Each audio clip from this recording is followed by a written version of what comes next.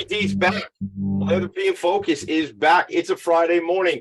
Take me out to the bowl game. Take me out to the ground. Buy me some peanuts and Cracker Jacks, man. I don't care if I ever get back. Let's root for the Metsies. Yes, it is the 1st of September. Not a good time for the Queens Baseball Club, my New York Metropolitans. We will not talk much about that today. My son still roots for the Mets. I go, are they still playing? Anyway, I'm still rocking my Johan Santana jersey because this is one of my favorites. My new friend, we've only known each other for about 6 minutes, but my new friend, Steve Garvey, is here. Good morning, Steve Garvey. How are you, sir? It's great to be with you, my new friend. How are you? I'm rocking and rolling, man. I'm so proud of you for keeping that jersey on. When others would take it off and hang it up for the season, you're true blue, I'll tell you. I do appreciate the compliment. I will say I was at the stadium on Sunday. I was there with the Scott J. Beagle Memorial Fund, which is my friend Linda and Michael Shulman run a special organization that takes young people affected by gun violence to camp each summer in memory of their son, Scott J. Beagle, who was tragically killed in the Parkland shooting down in Florida a number of years back. I was there with those folks, and really just a special day. And my two sons got to run the bases at Citi Field. And I'll tell you, Steve, partially through the game, I was texting with my buddy Brendan Levy and Tom Gretsch from the Queens Chamber of Commerce, and they were celebrating up in one of the suites. It was Hello Taiwan Day at Citi Field. So I left my Hello Taiwan hat. I had it on yesterday. I left it downstairs for this lid, but I was there.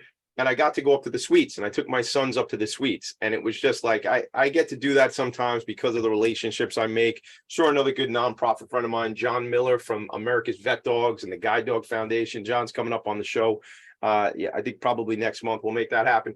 And it's really important to me to continue to shine a light on these nonprofit organizations and not just name drop about the Met game and who I was there with, but really because the people I want to spend time with are the people that are changing the world, that are making an impact. And that's what Philanthropy and Phocus is about. That's what my journey is about. That's what my mission is about, is to help nonprofit organizations tell their story and amplify their message. And that's what I Googled. What does a nonprofit sector connector do? And there was nothing there because I created the nonprofit sector connector thing. So I have to do a Wikipedia for myself, Steve Garvey, although I was studying your Wikipedia this morning for sure. You're infamous. Yeah, I don't know. I know like Capone was infamous. I don't know if I want to be infamous or not. I just might be unfamous. Is what I am. I think that's what it is. I remember now. You know what the saying is? Only God knows the truth on Wikipedia. Exactly. It's funny. Like I use Wikipedia to get information, and I was. This is a true story. Last night, I'm shooting a video right with my kids having a catch, so we could promote the show today, and I go, do me a favor, Wikipedia Steve Garvey, because I got to know some more stuff about him, because while I was shooting, so I had to say, 10-time All-Star, World Series champion, and on while I was doing this video yesterday. So my son says, our teacher tells us not to use Wikipedia and not to use Google because sometimes the information is wrong. And I said, don't listen to that teacher. The internet is always right. And I'm just kidding. I did not say that.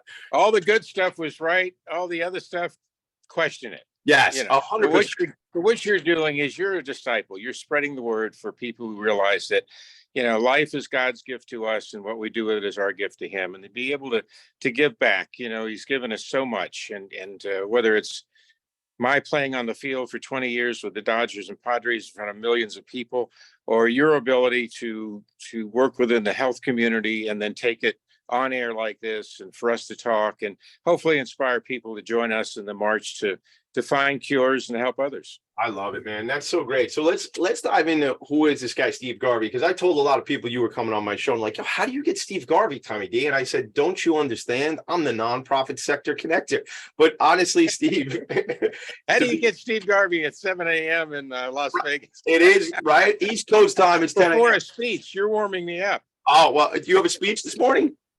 Yeah. There's a big law conference here at the Bellagio, and I'm going to do a little speech this morning and then head back to the desert. We live in Palm Desert, Indian Wells, California, but I love sharing, and I'll spend 10-15 minutes on what we're talking about today, just so everybody knows, what my beliefs are, my faith, how we can give back. Yeah. Like we'll talk about the catch later, Yeah. but We're there's, going to talk there's all many, about many that. ways, but we have to ignite people. Yeah.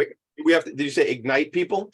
Yes. I love that word. We have to ignite people. We're going to get into that. So it's funny. I just got a vision of what did the Bellagio look like last night with all these attorneys walking through. Forget about it. Put it out of your head, people. I'm a visual person. I'm like all these attorneys partying, and then they wake up early for this to see Steve Garvey. So, some of these guys might be hungover, Steve, is all I'm trying to say. No judgment from Tommy D. Maybe a little judgment from Tommy D. But that's I hope I'm No, when they sense a potential client, they wake up.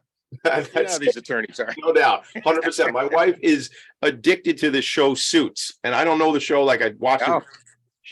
You're in, so she keeps watching it, and it's always on. I always hear her watching it, and I don't understand something because, she's been watching it for like a month and a half, and there must be 1,000 episodes of that show. But anyway, I'm not an attorney. There was one thing that held me back. I always thought I would be a good attorney, but I didn't want to go to law school.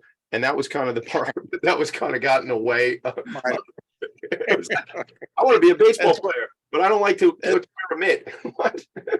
That's why your advice is pro bono for anybody. What do you think about this easement between the property?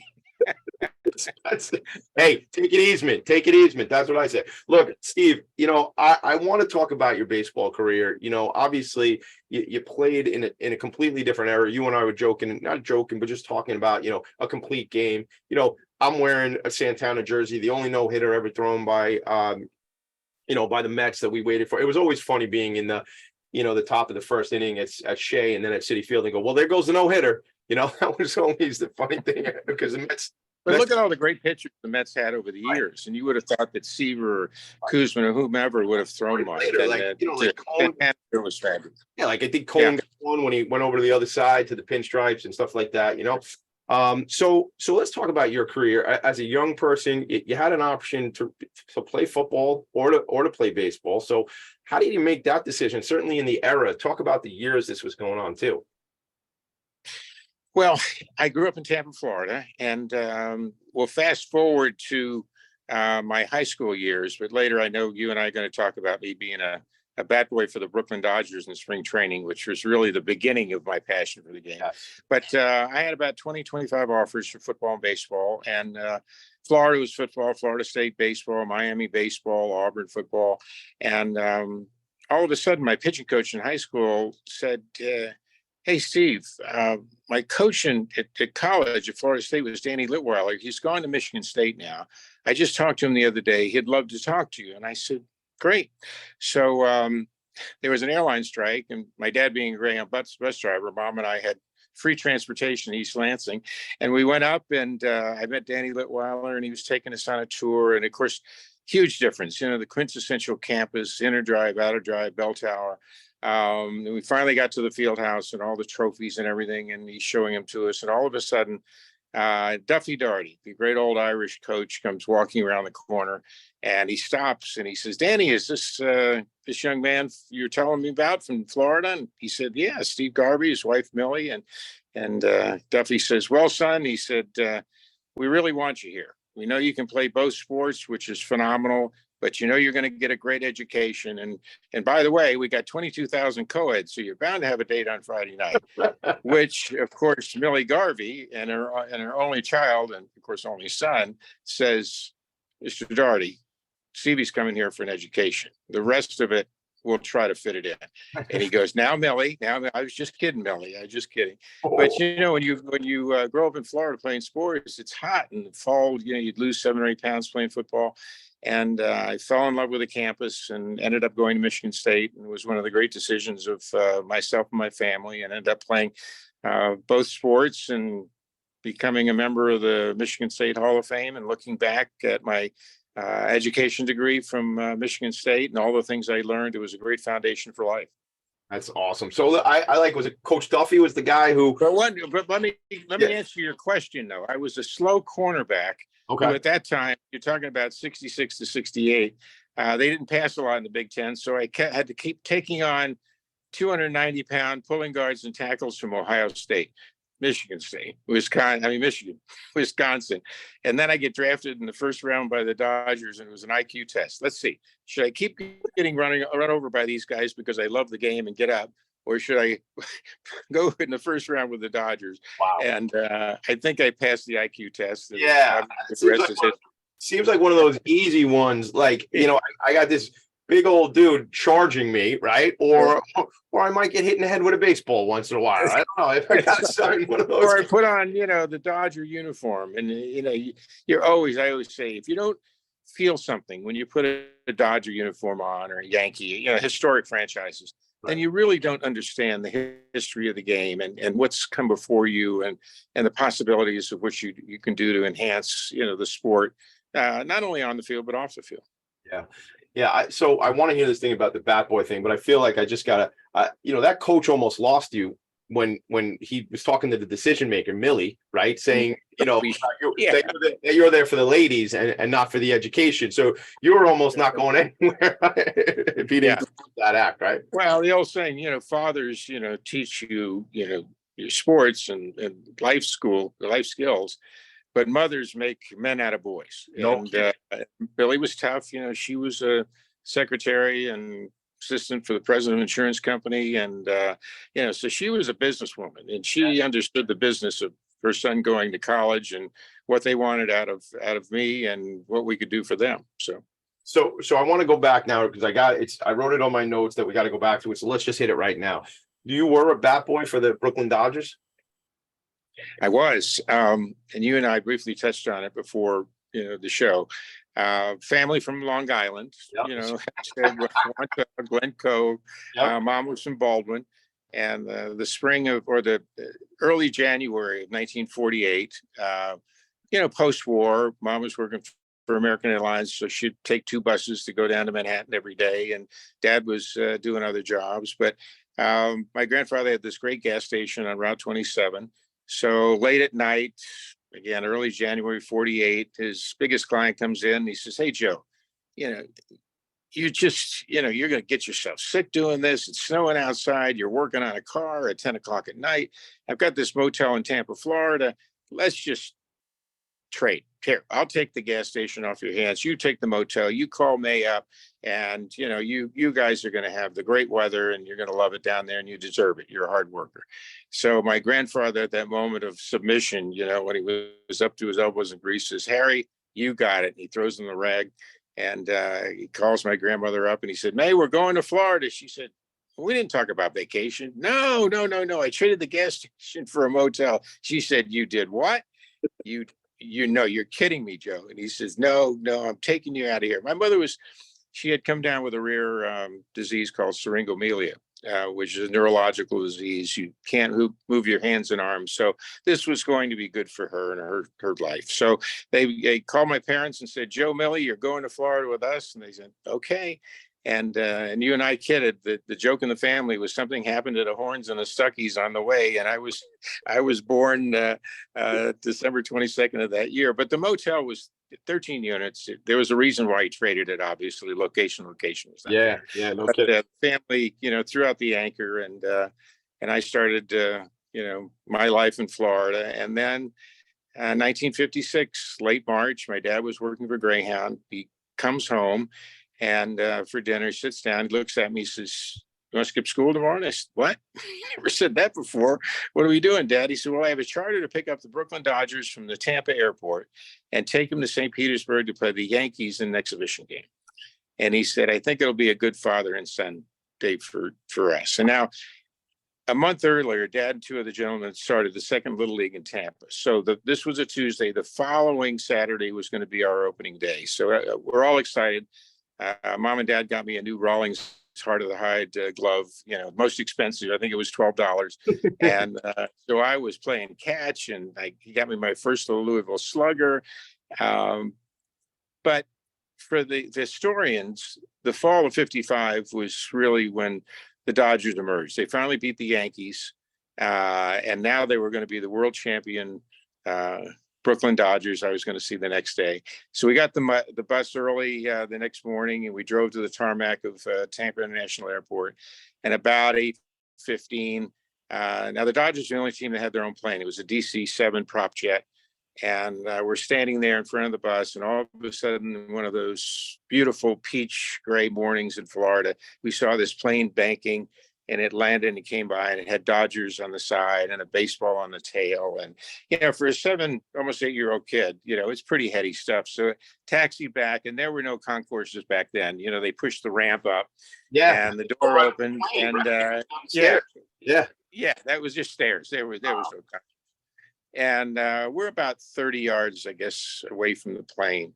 And of course, the first man off was Walter Alston, the great manager who would eventually be in the Hall of Fame. And then it was Reese and Hodges and Snyder and Ferrillo and Campanella. And it was, and I had just started collecting Topps baseball cards. So I'm standing there, and I got about 8 Brooklyn Dodger cards, right? And my wife and I did a book about 10 years ago now called My Bat Boy Days, because that day I would end up bat boying. It was the beginning of this love affair with the game. But as each of these players came down, I would look at my cards. And when Pee Wee started to come up, I showed Dad. And we said in the book, it was as if these iconic players, these world champions, were stepping off my baseball cards and coming to life. And of course, when you're that age, I was a little chunky. I wore husky jeans and a band lawn shirt, and I'm looking up to them. But, this is when your idols start to come to life. And all of a sudden, almost all the guys are on the bus, but 2 guys are, the old term lollygagging. They're walking along, and it's Campanella and Jackie Robinson. And all of a sudden they start to walk by. We used to have these flat tops with butchwhacks, it looked like a porcupine. Yeah. And a couple of the guys patted me on the head. They couldn't believe it was real. And they start to go by, and I'm looking at them, I look at my cards, and all of a sudden they stop. And Jackie Robinson looks at me, and of course I got my glove on my belt. He goes, "Son, you playing baseball?" And yes, sir. I'm going to start Saturday, Little League. He goes, "Oh, that's great, son." He said, "Well, listen, you practice hard. You listen to your coaches, and maybe someday you'll be a Dodger." Oh, my God. Yes, sir. I'm Lord. Yes, sir. Yes, sir. I looked at Dad. He goes, "Yep, Jackie Robinson." And then Roy Campanella said those dreaded words. He looks at my dad. Dad had this gray uniform, and Joe. He said, "Hey, Joe, is he a pretty good student?" And my dad goes, "Well, he's struggling with reading." Well, I was called hyper back then. I'm an only child. I'm grabbing kids rather than, and that was the long term for nowadays ADHD, right? So now that works out. Ability to come. That is a perfect situation because I recently got a diagnosis. So we gotta pause and take a quick break, and we'll come right back on all this. But I recently got the ADHD diagnosis as well, Steve Garvey. I did not know we had so much of this going on together today. So let's do this. This is a deep dive for you. Yeah, we need 3 hours for this show. All right, so we are gonna pause. I have a lot of questions. We are gonna get into Catch for the Cure. We are gonna get into Fans for the Cure. We're gonna get into all this. Steve Garvey is here. I'm excited. Steve, I'm going to say this. You and I need to have a catch. I know you're not here on Long Island, as you said it. It's funny. The way you said it was the way I had a teacher in high school. I went to Chaminade High School out here on Long Island. And the guy said it's lawn, Lawn, Guy, lawn, guy, land. That's right. Maybe that's how we say it. I don't know how we say Long Island. I don't know how we say it. All right, listen, we will be right back. Philanthropy and Phocus is a show. I'm overdue on a break. We'll be right back. Are you a business owner? Do you want to be a business owner? Do you work with business owners? Hi, I'm Stephen Fry, your small and medium-sized business or SMB guy, and I'm the host of the new show, Always Friday. While I love to have fun on my show, we take those Friday feelings of freedom and clarity to discuss popular topics on the minds of SMBs today. Please join me and my various special guests on Friday at 11 a.m. on talkradio.nyc. Are you a conscious co-creator? Are you on a quest to raise your vibration and your consciousness? I'm Sam Leibowitz, your conscious consultant, and on my show, The Conscious Consultant Hour, Awakening Humanity, we will touch upon all these topics and more. Listen live at our new time on Thursdays at 12 noon Eastern Time. That's The Conscious Consultant Hour, Awakening Humanity, Thursdays 12 noon on talkradio.nyc.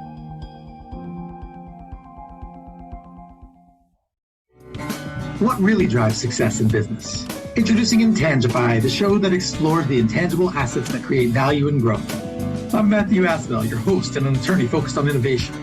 Join me Fridays at noon Eastern to discover how innovation, culture, and other intangibles shape thriving companies from startups to established businesses. We'll share strategies to unleash your business's true potential. Tune in live on talkradio.nyc Fridays at noon Eastern and Intangify your business today. You're listening to Talk Radio NYC. Uplift, educate, empower.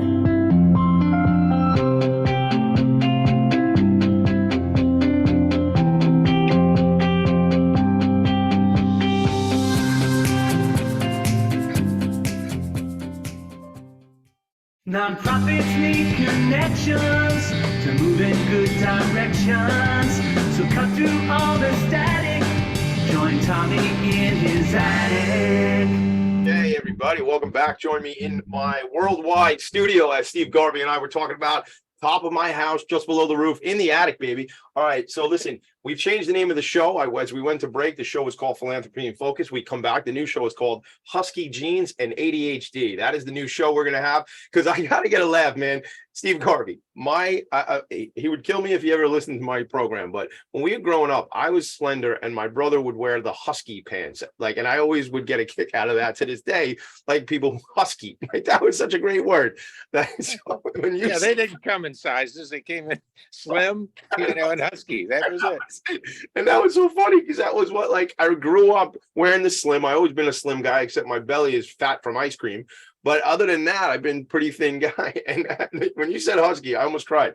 Anyway, and then we got a friend of ours checking in on Twitch, Cerebral Wind, saying one of the many dangers of ADHD, getting fixated on something and losing track of everything else. Yeah, they called out my life, Cerebral Wind. But Steve Garvey, you started to talk about, you were a little disruptive maybe as a child.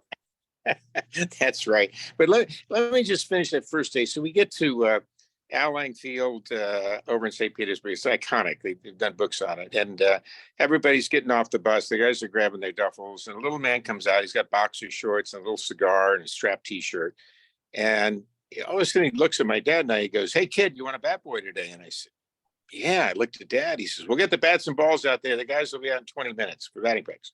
So the bat bag was this big and ball bag was heavy, and Dad helped me drag it out to the dugout. And I'm starting to take the bats out when I hear tsh, tsh, and I turn around and there's Mickey Mantle in the batting cage hitting these towering home runs into Pinellas Bay. And all kids were fixated with Mickey back then. I mean, blonde hair, rippling muscles, ran to first base in 0.9 or something. And so I'm standing there and I'm looking, and my mouth is probably open, and I hear, "Son, you want to play catch?" And I turn around, there's Gil Hodges. And I looked at him, and I had one of his cards, and he was a lot like my dad. He was like 6'2", 3, and a big man. My father was a football player on Long Island, semi-pro. So he was a pretty good sized guy. So I struggled, and I got my glove off my belt, and he had a ball, and he tossed it to me with a little arc, and I caught it. And I threw it back, and he tossed it with an arc again. I'm thinking, Mr. Hodges, I'm starting Little League on Saturday. You can give me a little pace here, right? And I hear, and I look, and boom, ball hits me in the chest. Wow. And he was a great family man, and he comes running over. And he says, "You okay, son? You okay, son?" I go, "Yes, sir. I'm sorry." And he looks at me. And in the first teaching session outside of my family, he says, "Were you looking at Mickey Mantle hitting the ball?" And I said, "Yes, sir." And he paused. He said, "Son, we're the world champions." I said, "Yes, sir. I won't do it again." And that was my first catch. I mean, Dad and I have been playing catch, and even Mom was a good athlete, played catch. That was my first real catch of, this was a future Hall of Famer. This was a man who had won a world championship. So this day was my epiphany, so to speak, in falling in love with the game, being around these iconic players. And then 4 or 5 days later to play my first game in right field, and after a rainstorm and picking daisies. But, that's the beginning. That's how you fall in love. And I would bat boy for another 7, 8 years until I got into high school 2 or 3 times each spring. The Dodgers would asked for my dad. They loved my dad. And of course, that was during the transition period from Brooklyn to Los Angeles. But that was the preparation for then, going to Michigan State and deciding between baseball and football, and then being drafted in the first round by the Dodgers. It's a Disney story. Young boy, bat boy in spring training, again, gets drafted by the Dodgers and ends up with, 15 years with the iconic franchise and winning world championships and playing in all-star games and learning the value of the national pastime and how it's affected our society and how young boys in cutoff pants on dirt fields can become, reach the ultimate and become Major League Baseball players with passion and commitment and dedication and a great supporting team that begins with a family. I mean, there's so much about, you mentioned Glen Cove, and I'm not too far from Glen Cove. And about a month ago, they played an old time baseball game here. I'm telling you, like, guys wearing no shoes, no socks, right?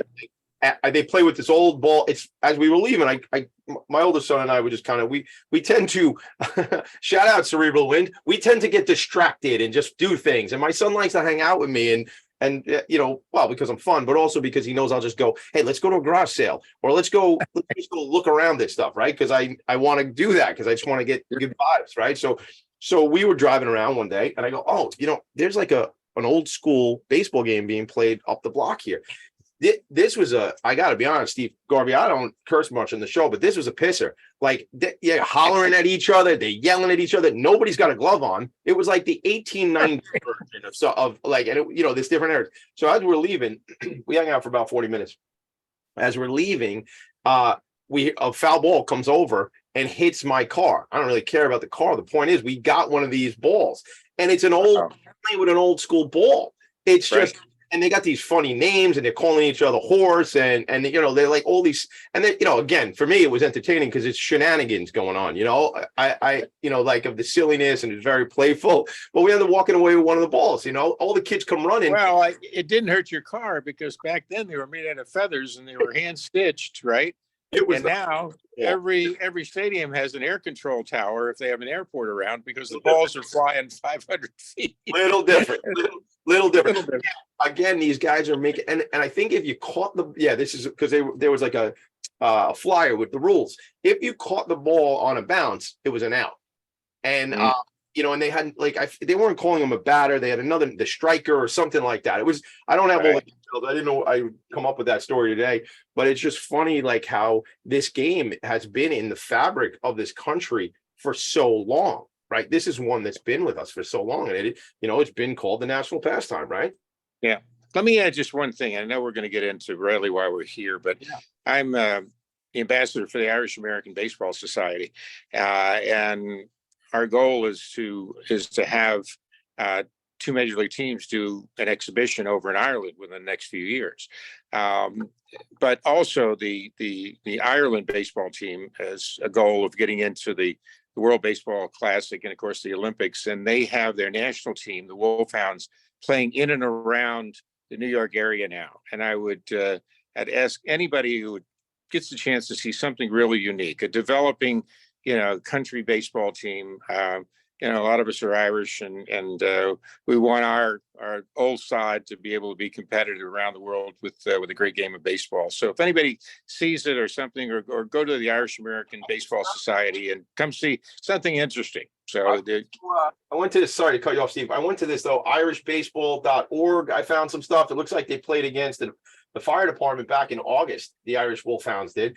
And so we should definitely check it out. When you're here, love to go to a game with you. I actually texted my cousin Vinny this morning because when I was looking on Wikipedia, and I think this is one of the true things, it said that your family's from County Cork. As you might not realize this with a name like Tommy D or Tommy DeMisa, but my mother's maiden name was Feeney. My Nana, her maiden name was Cox. Dick Feeney, Dolly Cox. That's my family. So I texted my cousin Vincent Cunningham, and he said, County Clare, County Mayo. So shout out to the Emerald Isle. I've only been once. I was actually there. My wife and I got engaged in London, and then we were on the Galway side on the cliffs of Moher, and and I will say this, I haven't had a drink in 13 years. That's coming up next month. My little anniversary there, Steve. But the funny thing is, I had plenty of drinks in London and plenty of drinks we got over the Galway. So I wasn't allowed to drive the car on either side of the road while we were there. My wife, we had just gotten engaged. So she was my girlfriend in London. She was my fiance when we got over to Ireland. And your driver. Yes, and my driver. And she was my driver for a long time, Steve, but we'll leave that, we'll put that aside for a while. Don't get too personal, Tommy D. But look, let's get back. We're going to go take another short break. When we come back, we're going to dive into why you're here. I mean, we have an hour together, so I knew we had time to get into all those stories. I know you and I could chat for 3 hours. I don't know if we could record the whole conversation of you and I when we get together again, but for sure, this has been fun already, and I know it's going to be fun for the people listening. Let's take a quick break, Logan. We'll be right back. Philanthropy and Focus. Are you passionate about the conversation around racism? Hi, I'm Reverend Dr. TLC, host of the Dismantle Racism Show, which airs every Thursday at 11 a.m. Eastern on talkradio.nyc. Join me and my amazing guests as we discuss ways to uncover, dismantle, and eradicate racism. That's Thursdays at 11 o'clock a.m. on talkradio.nyc. In a post-COVID world, you may have many unanswered questions regarding your health. Are you looking to live a healthier lifestyle? Do you have a desire to learn more about mental health and enhance your quality of life? Or do you just want to participate in self-understanding and awareness? I'm Frank R. Harrison, host of Frank About Health, and each Thursday, I will tackle these questions and work to enlighten you. Tune in every Thursday at 5 p.m. on talkradio.nyc, and I will be frank about health to advocate for all of us.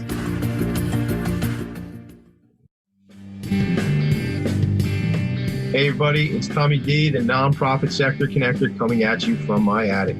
Each week here on talkradio.nyc, I host the program Philanthropy and Focus. Nonprofits impact us each and every day, and it's my focus to help them amplify their message and tell their story. Listen each week at 10 a.m. Eastern Standard Time until 11 a.m. Eastern Standard Time, right here on talkradio.nyc. You're listening to Talk Radio NYC at www.talkradio.nyc. Now broadcasting 24 hours a day.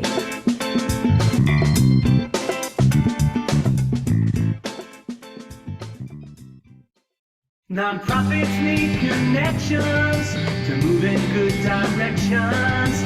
So cut through all the static. Join Tommy in his attic. Right, and that is actually my friend, Uncle Brendan Levy, the Irish Levy, he likes to tell me, who's singing that song. We wrote that song together. Nonprofits need connections to move in the right direction. So cut through all the static. Join Tommy in his attic. I was sharing during the break, Irish baseball, the Wolfhounds. Steve, I want to talk more about that, but we got a lot to do today, so want to get into it. But I looking at these jerseys, I gotta pick up one of these Irish jerseys. I actually put on before the show. I put on this old beat up Mets cap, and actually I threw it over by the stairs. I'll show it to you on the next break, but I had bought it at Shea Stadium, and it's got a shamrock on it, and it's got the Mets NY in the shamrock, but it is so beat up because it's got to be 20 years old easily, maybe 25 years old. So I had it on and I took it off to put this one on, but maybe I'll put it back for the next break. Anyway, well, the iconic owner of the Dodgers, Walter O'Malley in Brooklyn, and Dodger Town, which is so famous, but we would never play an exhibition game in spring on St. Patrick's Day. It would be truly, Irish. We'd have a golf tournament and O'Malley would have a barbecue. But the next day or the day before, we would all wear green hats. And he really started that, a green Dodger hat, with a shamrock on it. And I think I have one of my old ones that's 40 years old now, but they're classics. And that was it. You were allowed to wear that during the game or no? Oh yeah. And now they actually have uniforms in spring training where they celebrate Irish heritage on St. Patrick's Day. So I love it. I mean, I shout out to my friend Tammy Ellen McLaughlin, who is the executive director of an organization called Sober St. Patrick's Day, kind of taking back slancha. And just thinking about it, listen, I'm not a teetotaler. I don't drink. I don't have a problem with people drinking. But the deal is, it's not right for everybody. And sometimes you've probably been on some messy St. Patty's days you've probably seen over the years, Steve Garvey. I know certainly I've been at the parade a lot of times. Again, I try not to pass judgment, but do what's right for you, gang. That's what it is. It doesn't all have to be about drinking tons and tons each day, on the 17th. I got to make a couple quick shout outs and then we got to get into really Fans for the Cure. Got to shout out my friend Mick Collins, who's like losing his mind. I know it because he was named after Mickey. So as you're telling that story while you're down there playing bat boy for the Dodgers and you're seeing, this superhero, right? Chiseled, the hair, the whole deal, hitting these home runs. My buddy Mick Collins, who was named after Mickey, is like, he's losing it. Mick, I'm sure you're losing it. One day I'll get you'll meet Steve Garvey and he could tell you these stories as well. But, that's Mick Collins. Pay it forward processing. Mick's a good buddy of mine, always supports the show, and they do credit card processing and support nonprofit organizations because they give back to charity. All right, with all that being said, let's get into this now, Steve.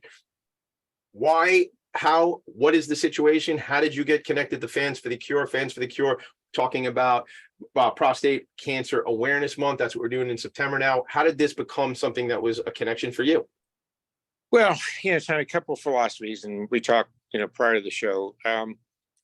Life is God's gift to us, and what we do with it is our gift to Him. So, and when you learn that as early in life as possible, you realize that we've all been blessed with this life, and we can give back in so many ways. It can be as simple as saying hello, walking by somebody in the morning, or that dress looks wonderful on you, and boy, what a great shirt, or something like that. Something to put the wind beneath the wings, people, that you can make their day. How can we make a difference each day? Yeah. And then when you're blessed to be able to play, like I have, the great game of baseball, and get the accolades and the bonds that you develop with the fans and the relationships and so forth.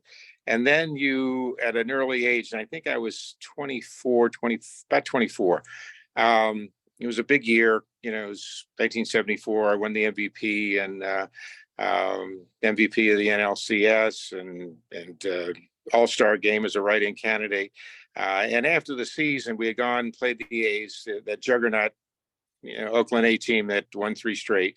I was invited to a MS dinner, multiple sclerosis dinner. It's called Dinner of Champions in LA, and 10 great athletes from 10 different sports would be honored. And they asked me, because of my year in LA, if I would be one of the athletes to be honored. And I said yes. And by the time that dinner was over, I found out more about the cripple of young adults, MS. And I asked the director of the Southern California MS Society if I could do something. And they said, whatever you want to do. So I started a tennis tournament, a celebrity tennis tournament that lasted almost 15 years. And we raised millions of dollars, and it would be on ESPN with celebrity tennis matches. But it really was my education into the charitable foundation fundraising world, and how we could make a difference on these different platforms.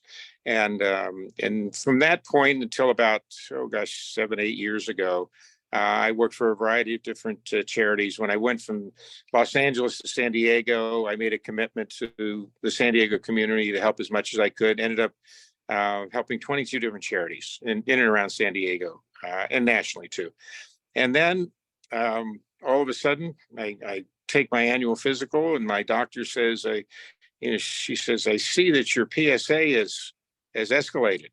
And I said, really? She said, I think we should take a deeper check into this, and I'm going to send you to UCLA, urologist there by the name of Mark Litwin, who's head of urology at UCLA. And ironically, I was on the board of UCLA in neurosurgery and so forth. And within a week, I went and met with him and brought my wonderful wife, Candace, with me. And we sat down, and she asked the first 9 questions, as women usually do. And finally, Dr. Litwin, who is world renowned, looks at me and he said, you have a question for me? And I said, yeah, what would you do? He said, listen. He said, we took your biopsy. There were 8 different areas we examined. 4 of them, you have a Gleason score of 7 or above. He said, and then he talked about the things that we could do. We could do seeding and radiology and all this stuff. And he looked at me, he said, Steve, he said, I'm 55. I'm at the top of my game. Let's just take it out. You're too young. And I said, I like that. How old were you? I like that, doctor. How old were you at the time, Steve? I was probably about around 65, I guess. 64. I'm 74 now.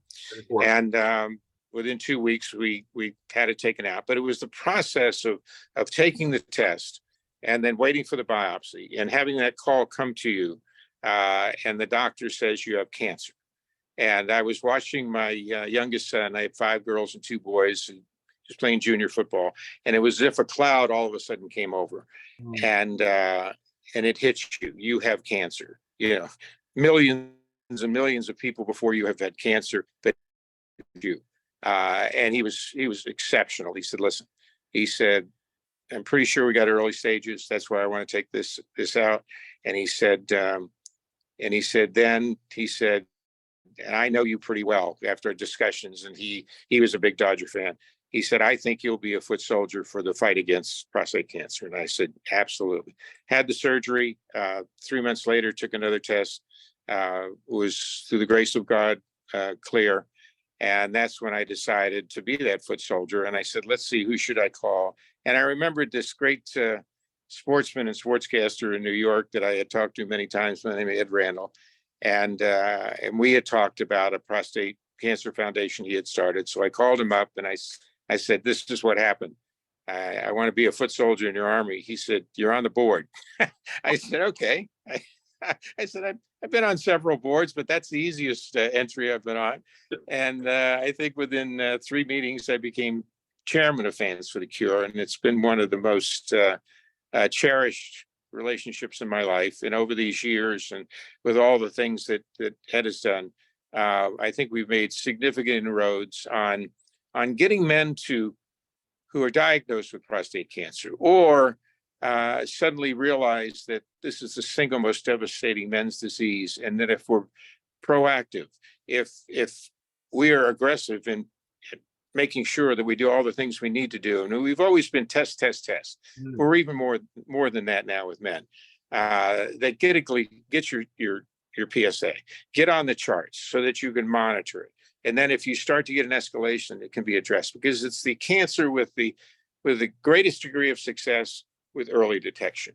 And so we've been on a journey, and you know a lot of things about the organization now, but we continue to grow in awareness, and we're the preeminent on the ground, boots on the ground awareness foundation. There are other very, very good foundations around the country, but we've been to hundreds of minor league ballparks and major league stadiums with awareness nights, with testing, and I have 6 men on speed dial on my phone right now that are going through the process. And of course, all of us, Joe Cosgrove and Ed and all the disciples with Fans for the Cure, men and women, by the way, are in similar situations where we're walking men through the process of dealing with prostate cancer.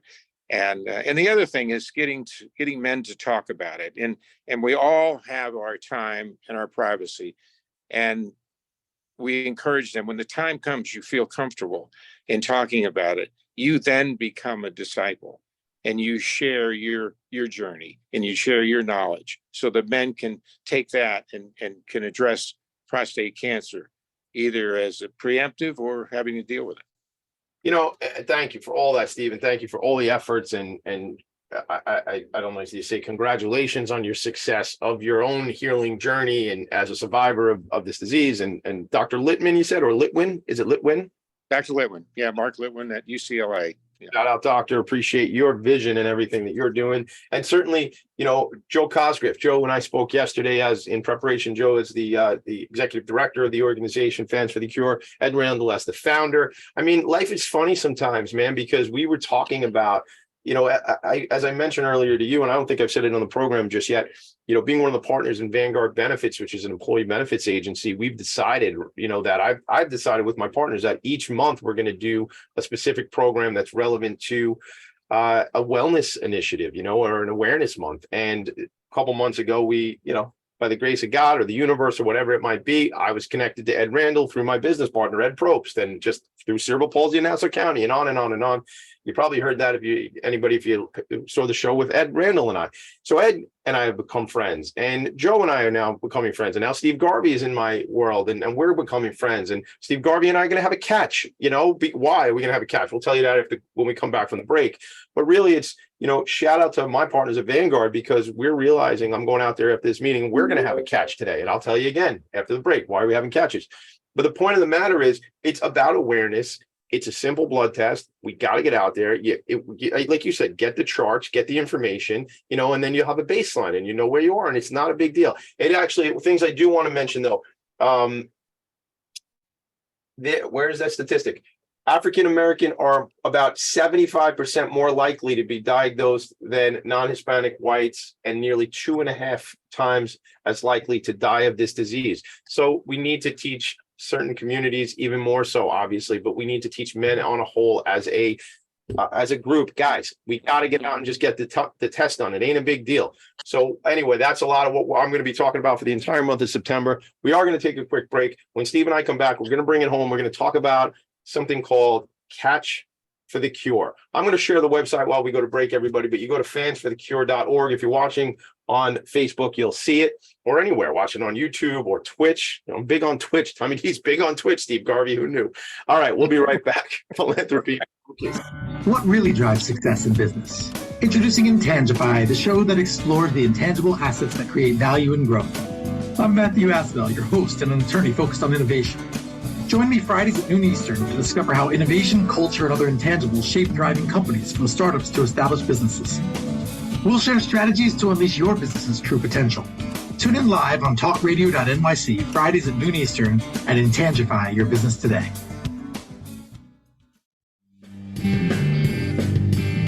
Hey everybody, it's Tommy D, the nonprofit sector connector, coming at you from my attic. Each week here on talkradio.nyc, I host a program, Philanthropy and Phocus. Nonprofits impact us each and every day, and it's my focus to help them amplify their message and tell their story. Listen each week at 10 a.m. Eastern Standard Time until 11 a.m. Eastern Standard Time, right here on talkradio.nyc. Are you a conscious co-creator? Are you on a quest to raise your vibration and your consciousness? I'm Sam Leibowitz, your conscious consultant, and on my show, The Conscious Consultant Hour, Awakening Humanity, we will touch upon all these topics and more. Listen live at our new time on Thursdays at 12 noon Eastern Time. That's The Conscious Consultant Hour, Awakening Humanity, Thursdays 12 noon on talkradio.nyc. You're listening to Talk Radio NYC at www.talkradio.nyc. Now broadcasting 24 hours a day.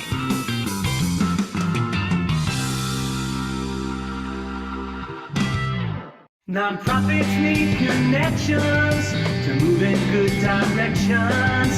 So cut through all the static. Join Tommy in his attic. All right. The Beatles said, I get by with a little help from my friends. They said more, but let's just say I get by with a little help from my friends. If it wasn't for Mick Collins reminding me, now you're seeing how I'm losing my hair, everybody, live on my show. This is the lid I was talking about. It's pretty beat up. You see it? This is why I wasn't going to wear it, because it's one of those things like, this is not one of those hats you buy that's roughed up because, it's cool to be roughed up. This hat's roughed up because it's been worn for a long time. So there it is. Oh, there it is. It's got character to it. It's got a lot of character. Yeah, exactly. You could probably walk out of this room on its own, to be honest with you. Steve Garvey is probably alive at this point. So let's dive right in. Thank you, Mick Collins, for making it all real. All right, so let's dive into the catch. This was something that I'm assuming you came up as an organization. Ed Randall's has been telling me about it for months. Tell me, Steve Garvey, what is Catch for the Cure? Yeah. Hold on. There's always an over the years that have really caught on. MS had one, obviously, the bucket challenge, but we think that this is going to really take off because it's so simple. And if you think about it, fathers and sons playing catch and mothers and daughters is so Americana. The ability to catch a ball starts most of the time with dad buying, the kids a glove and a ball and going out, and you got to start somewhere. I think I lost 2 of my teeth playing catch with, my baby teeth with my dad when he started throwing me grounders. That's the evolution of life. But we decided that, this is something that's really going to be impactful, and just having a catch and maybe raising some dollars and cents and creating awareness fits perfectly with our mission statement. And you can do it anywhere. You can do it on a major league field, a minor league field, a little league field. You can do it on Fifth Avenue. You can do it on Highway 111, Indian Wells, California, where I am. It's one of those things that, and we want to thank Rawlings too for helping us and with the baseballs and so forth. But again, pro Americana, to do it virtually first, and then when I come to New York, we'll meet and we'll make a big deal out of this whole thing. Yeah, I mean, listen, we're talk about making a big deal about this. I mean, this is so on for us as a company, for Vanguard Benefits, really as an agency and kind of as an organization, a business that is truly focused on making change. So, I'm just going to share, I won't show this whole video. I'm just going to share kind of a quick screenshot of what we're putting out there. It's kind of like, Steve, check this out. It's almost like a field of dreams, kind of like we're coming out of the corn stalks over here, That's so right. Gang, if you're not watching, go to Vanguard Benefits and you'll see Have a Catch campaign. The Have a Catch campaign begins September 1st, which is today. Get involved to support prostate cancer awareness. And, you'll see Ed in the front, Tommy D with the ponytail in the middle, and that's Vinny Blasi. But, why this is so on brand for us as an agency, and you'll actually see this is our new logo, Steve. And they're going I like it. Stitching. It looks like stitching, like baseball stitching, the letter I in benefits. So, I feel like we're getting to a point where everything is becoming aligned with us as a brand and certainly our work in nonprofit. Ed was a pitcher. Vinny and Ed grew up playing baseball together. I think the joke Vinny Blasi says is they were the same height until 9, and they've never been the same height since 9 years of age because Ed has just kind of kept going. Like as I mentioned, I'll be seeing those two in a couple hours and taking some pictures and doing some stuff with this catch stuff. So look, the thing about it, gang, is it's about having a catch. It doesn't have to be a heavy lift. You need 2 gloves and a ball, or if you're from the 1890s, you don't even need a glove. I actually texted a friend of mine who's been on the show last night. My friend Rich Salgado, Big Daddy Rich Salgado, who's a big time, very connected in the NFL. He's in the insurance business, but he's a celebrity in his own right. And I texted him last night. I go, dude, I need a favor. And he's like, what's up? I go, I got to meet you next week. We got to have a catch. Like, what a strange thing to text a business friend. Or, I got to meet you to have a catch. But then I texted my friend James Rocker last night. I go, dude, I need a favor. He goes, Tommy D, anything. I go, I need to meet you next week to have a catch. Like, this is what Steve Garvey, pretty easy stuff, right? Like, this is what we're talking about. It not a heavy lift. Meet me. We'll take a bunch of videos, we'll take some pictures. We'll have a catch. And then people will say, why is this wild man Tommy D running around having a catch everywhere? Well, the idea is we're trying to tell a story that you got to go out because this is treatable. This is curable if it's caught, right? Absolutely. Again, early detection, greatest degree of success. All these things, work together in awareness about prostate cancer. But, it's even more than that now. Our foundation obviously is dealing with prostate cancer, but it's about awareness of how to manage your life, to get the most out of your life, longevity, your ability to make contributions like we talked, giving back, the obligation you have to your family, to take care of yourself, to laugh a lot, to do good deeds from a good heart. All these things come together in who we are and what we want to accomplish while we're here.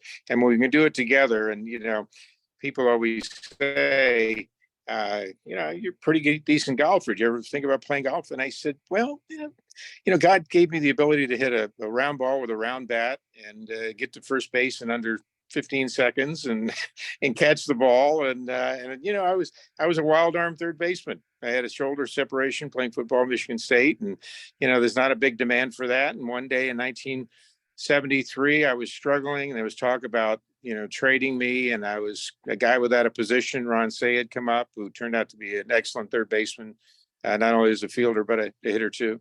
And the team was struggling, and first game of a doubleheader, and the Reds had thrown another lefty. We were struggling against lefties, and I got a pinch hit, and I ended up leading the league in pinch hitting. Walter Alston, the first man I saw off the plane that day when I was 7, had faith in me to work on my hitting and that first game. And in games of the doubleheader, I'm sitting in my locker, and Wall comes by and he stops and he looks at me. He said, "You ever play first?" I said, "Oh, sure." Well, I played one game in Little League and one game in AAA. I had a bad hamstring. And he said, "Well, get a glove, play first tonight. They're throwing another lefty and you're swinging the bat pretty good. You need a start." So I went out that night and borrowed a glove first, went out with a bat boy, had him throw some balls at my feet, simulate a ball in the dirt, and ended up not tripping over the bag and digging one out of the dirt and coming off the bag, making a tag, and had 2 doubles and 2 RBIs. But as importantly, that was the first game of Say and Russell and Lopes and myself that turned out to be the longest running infield in the history of baseball and arguably the best, 8.5 years. But I always look back and say, and as I do a lot of speaking, and I talk about if I had said, "No, Skipper, I haven't played first base," I probably wouldn't have had the career that I had or be with you today. But that I seized that moment, that I took the opportunity and tried it and went out and gave it all I had. I ended up with 15.5 years, playing first base and 10 All-Star games and world championships and ironically 4 Golden Gloves. So comes down and to, I talk about, life is about carpe diem, seizing the moment. Can you do this?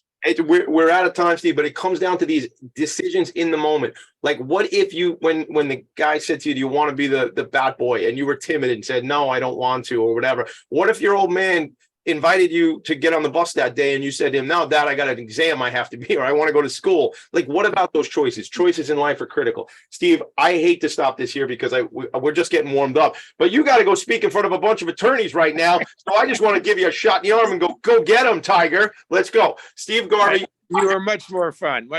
Thanks to everybody. I bet I would. Listen, I appreciate you, man. I'm going to see you soon in real life. We're going to get out to a game. Shout out. We'll talk about the Wolfhounds next time. I promise you, I'm going to be running around having catches. Whether you show up to have a catch with me or not, I'll make sure I'm doing a bunch of catching anyway. But you do the same. We'll keep in touch about who's doing more catches. All right. And be a foot soldier for Fans for the Cure. We love you all. Love you. God bless. Thanks, everybody. Make it a great day. See you later. Bye. Nonprofits need connections to move in good directions. So cut through all the static. Join Tommy in his attic.